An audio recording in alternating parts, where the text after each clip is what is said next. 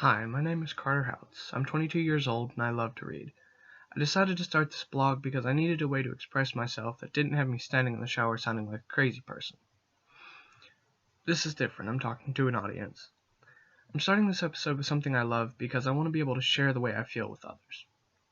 I'm going to start this video with a story, and at the end I'm going to ask you guys to answer a question for me. I know some of you are groaning and are thinking about turning this off. Please don't. Just bear with me for a few minutes.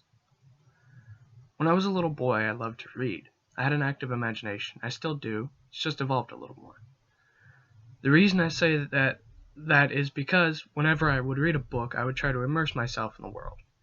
I would try to put myself in the setting, hear the sounds the characters heard, smell the things they did, walk a mile in their shoes. I did this as a way to escape from the world. When I had a book, nothing could ever get to me. I would sit and read for hours, sometimes even skipping meals or after I was supposed to go to bed.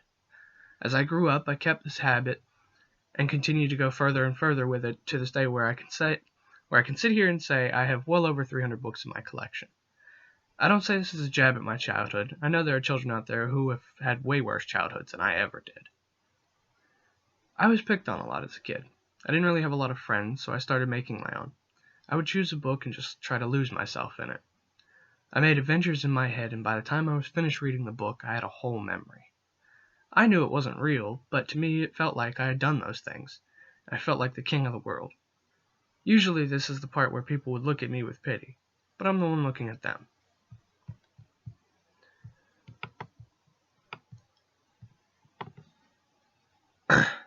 In one afternoon, I can be at Hogwarts casting spells with Harry and friends, and 10 minutes later be on the shores of Long Island racing chariots with Percy.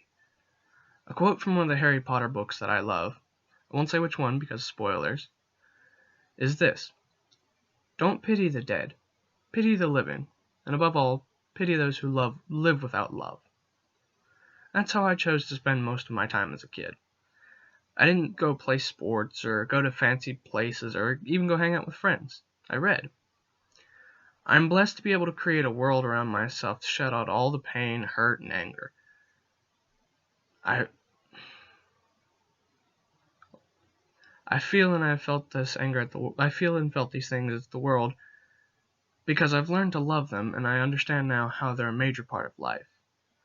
These emotions, they teach us just as much as the other ones do. I've learned without pain, how can you gain a new way of looking at the world? Without hurt, how can you learn to pick yourself up, look at the world, and say, you're not going to beat me. I'm going to be the stronger one. And without anger, how can you see the world in peril and not say, I'm going to make a difference. I'm going to change the world for the next generation. Leave them something better than we had. I've learned all this from my love of reading, and I want to share it with everyone. It may not be today, but I will be a part of the change, even if I have to make my own way. This is what my love of reading has taught me, and I hope it has taught you something as well. Well, that's my story, folks. Now for the part of the show where I said earlier I was going to ask you a question.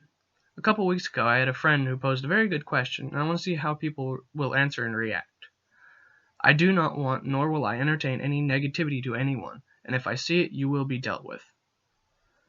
Close your eyes. Imagine one night you're fast asleep, but you start to smell smoke. You wake up to find that your house is on fire, and it is blazing.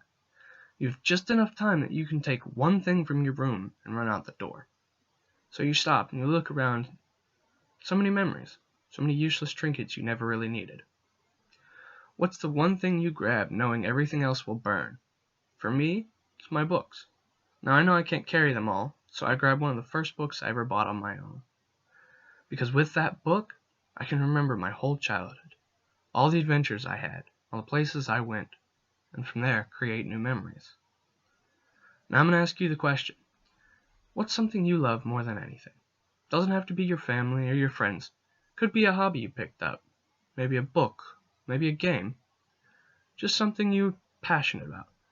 Leave it in the comments, and if you have something you would like to talk about, drop it there too.